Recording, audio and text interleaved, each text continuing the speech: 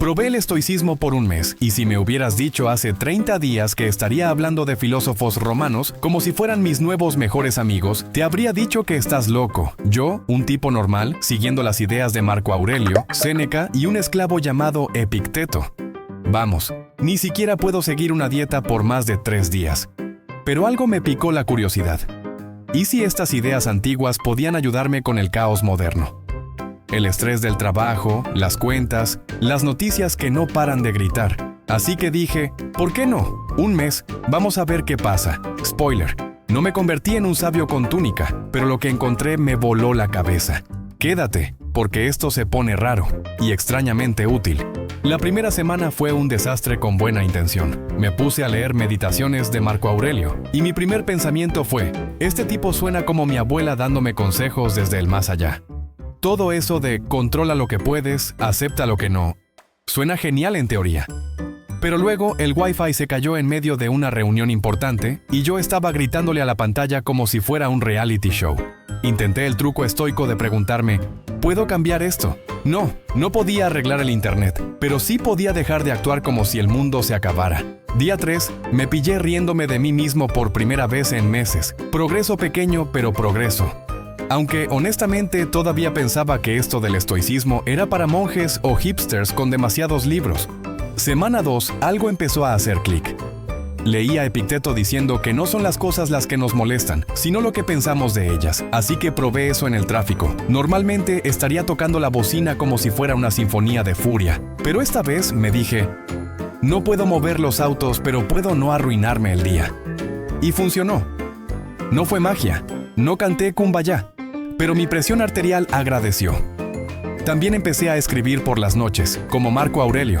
Solo pensamientos sueltos, nada fancy. El café se acabó otra vez. No es el fin del mundo. Pequeñas victorias. Hasta mi perro pareció mirarme como diciendo, oye, estás menos gruñón. Quizás estaba funcionando. Semana 3 fue cuando las cosas se pusieron raras. Me sorprendí disfrutando cosas que solía odiar. Lavar platos, por ejemplo. Antes era una tarea que me hacía maldecir el universo, pero empecé a verlo como un momento para pensar. Agua caliente, espuma, platos limpios. Casi zen, ¿no? Hasta que me resbalé con jabón y tiré un vaso favorito. Ahí vino Séneca al rescate. Prepárate para perder cosas. Me reí, barrí el vidrio y seguí.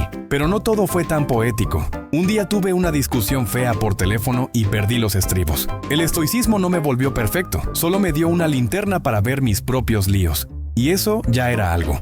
Semana 4, el gran final. No voy a mentir, no terminé levitando de paz interior, pero algo cambió. El estrés seguía ahí, las deadlines no se evaporan, pero ya no me controlaba tanto. Me pillé mirando el cielo un día, solo porque sí, y pensando, esto es gratis y nadie me lo quita. Marco Aurelio hablaba de encontrar belleza en lo simple, como un pan abriéndose o una oliva cayendo, y yo empecé a verlo. No soy un filósofo, pero mi cabeza está más tranquila. Procrastiné menos, grité menos, y hasta mi pareja dijo, ¿quién eres y qué hiciste con el gruñón de antes? El estoicismo no arregló mi vida, pero me dio herramientas para no dejar que se derrumbe sola. Entonces, ¿vale la pena probar el estoicismo? Mira, no te vas a convertir en un sabio intocable en un mes. La vida sigue siendo un desastre a veces, pero estas ideas viejas tienen algo. Te hacen más duro, más ligero, más tú. No necesitas una túnica ni una barba épica. Solo empieza con algo pequeño. La próxima vez que el mundo te aplaste, pregúntate, ¿puedo controlar esto? Si no, suéltalo. Si sí, haz algo. Un mes después, aquí estoy. No perfecto, pero mejor. ¿Y tú? No lo intentes si prefieres seguir peleando con el universo. Pero si te animas, cuéntame cómo te va. Esto no termina aquí.